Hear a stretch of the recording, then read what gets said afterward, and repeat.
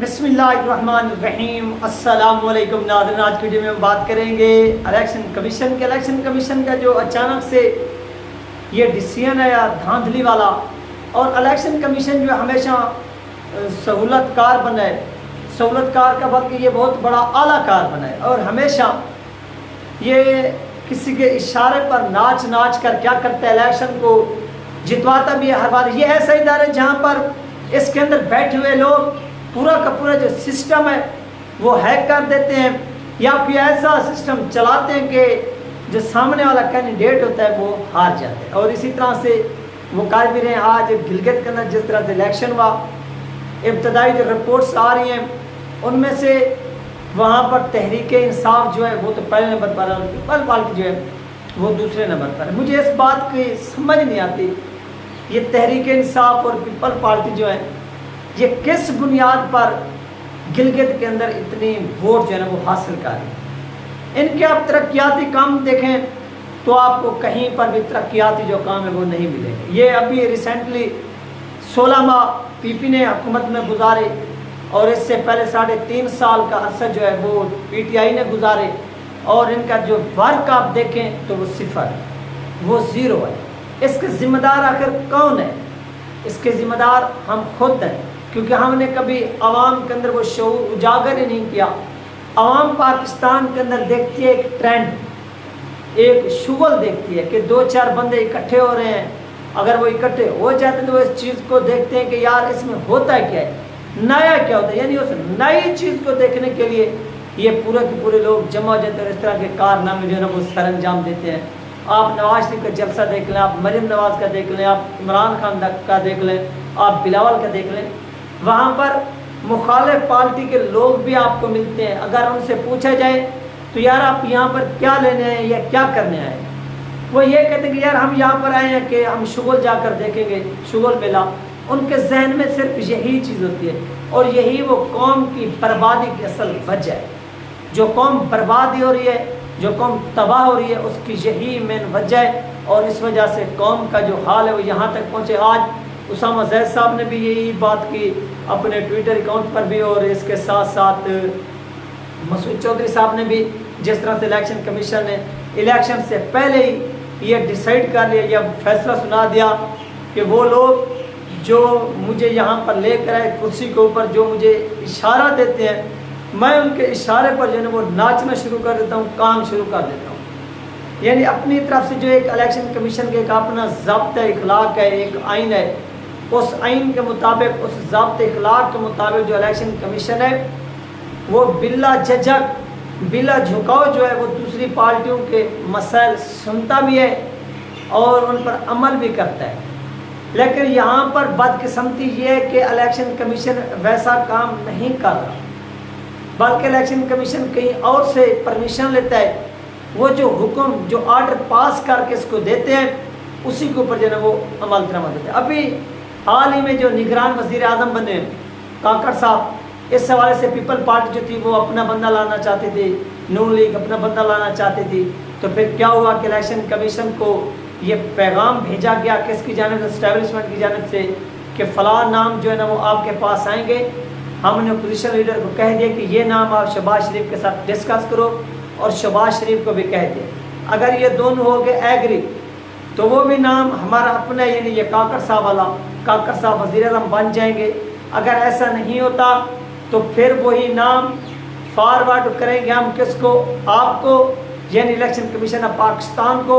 تو election commission of Pakistan نے کیا کرنا ہے، وزیر اعظم وہ اناؤنس کر دینا ہے۔ یہ تو شہباز شریف نے کمال دکھایا، اور وہ راجہ ریاض نے بھی، انہوں نے آپس میں اتفاق کر لیا اور وہی وزیر اعظم بن گیا جس کو اسٹیبلشمنٹ بنا کر لانا چاہتی تھی۔ اب یہ آپ کے سامنے، یعنی اتنی بھی پاکستانی ان جماعتوں کے اندر، اپوزیشن کے اندر، حکومتوں کے اندر یہ جرأت نہیں، اخلاقی یا جذباتی کوئی جرأت نہیں ہے، ان کے کوئی حیثیت نہیں، کیونکہ یہ محتاج ہیں اشاروں کے۔ اور یہی وجہ کہ آج ملک کے اندر جو کچھ ہو رہا ہے اس کے ذمہ دار یہی لوگ ہیں، یہی حکومتیں ہیں جو یہ کام سر انجام دیتی رہی ہیں۔ آج قوم کے لیے یہ درد سر بنا ہوا ہے، اور الیکشن کمیشن کے آج کے فیصلے کو دیکھ کر میں خود بھی حیران ہوا کہ آپ ایک خود فیصلہ تحریر کرتے ہیں، اس فیصلے کے اوپر آپ کے 5 ممبران جو سینئر ترین ہیں وہ ڈیسیژن دیتے ہیں، ان ڈیسیژن کے نیچے اپنے سائن کرتے ہیں، سگنیچر کرتے ہیں کہ یہ ڈیسیژن ہم نے دیا، یہ پٹیشن تھی، اب اس کے مطابق ہم نے یہ فیصلہ سنا ہے، لہٰذا اب جو ایکسیویٹر کا نشان ہے یہ نہیں ہوگا، اب صرف اور صرف کرین کا نشان ہوگا۔ اگر اس کے علاوہ کوئی اور بھی کسی جماعت کو یا بالخصوص جس نے یہ پٹیشن دائر کی یعنی تحریک لبیک پاکستان میں کوئی ایشو ہوا تو وہ ہم سے فیصلہ یعنی اپیل کر سکتے ہیں، کوئی اس طرح کی درخواست دے سکتے ہیں، اپلیکیشن دے سکتے ہیں۔ یہ ان کا ڈیسیژن تھا،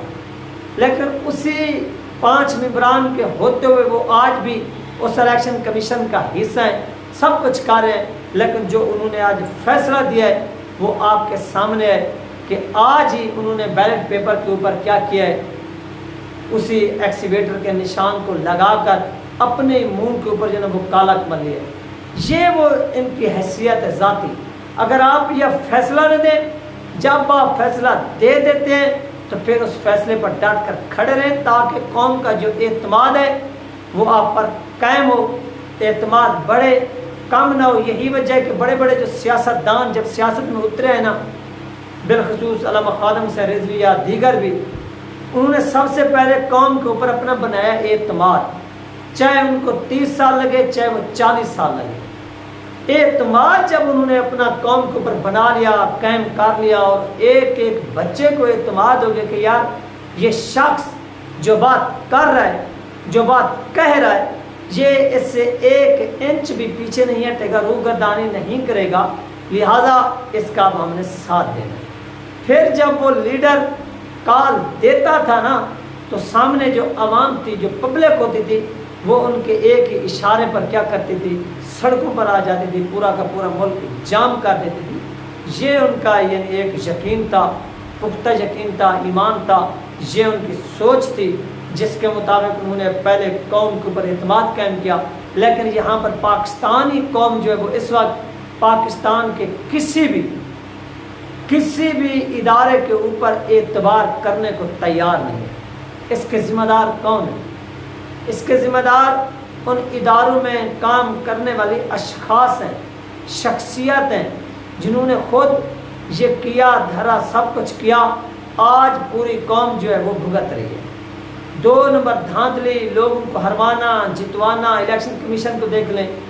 پوری قوم سے سروے کروا کر دیکھ لیں کہ الیکشن کمیشن کیا غیر جانبدار ہے، کیا الیکشن کمیشن آئین اور قانون کے مطابق فیصلے کر رہا ہے، تو آپ کو ایک چھوٹا سا بچہ بھی کہے گا کہ نہیں یار یہ غیر جانبدار نہیں ہے بلکہ یہ جانبدار ہے، اس کا جھکاؤ کسی اور طرف ہے، یہ کسی اور سے اشارے پر کام کرتا ہے، ڈیسیژن دیتا ہے، لیتا ہے۔ یہ وہ چیزیں ہیں۔ اس کے علاوہ اور بھی پاکستان کے بڑے بڑے ادارے ہیں، ان کو آپ دیکھ لیں، ابھی FIA کو دیکھ لیں، یہ پہلے سوئے ہوئے تھے، اب جیسے ہی ان کو ڈنڈا دیا گیا کہ اب آپ کیا کریں، پکڑ دھکڑ کریں اگینسٹ ڈالر، اگینسٹ چینی مافیا،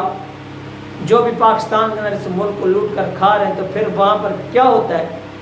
کہ پھر وہ اٹھ کر کھڑے ہو جاتے ہیں اور کھڑے ہو کر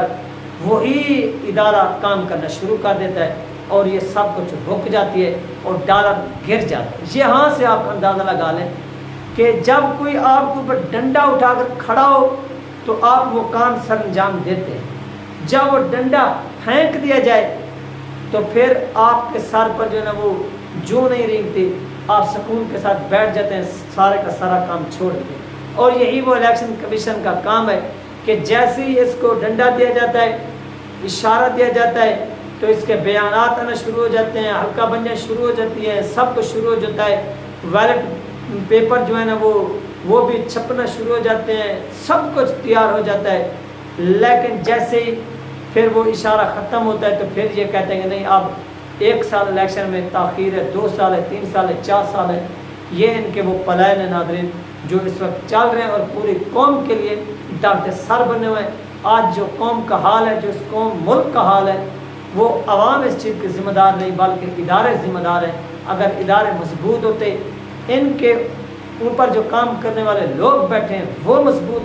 ڈیسیژن کر لیتے، تو آج پاکستان کو یہ دن نہ دیکھنا پڑتا۔ یہ تھی ناظرین اہم ترین اپڈیٹ جو آپ لوگوں کے ساتھ شیئر کی گئی ہے. انشاءاللہ ملتے ہیں نیکسٹ ویڈیو میں. اپنا خیال کیے گا, مجھے دعاؤں میں یاد رکھیے گا. اللہ حافظ.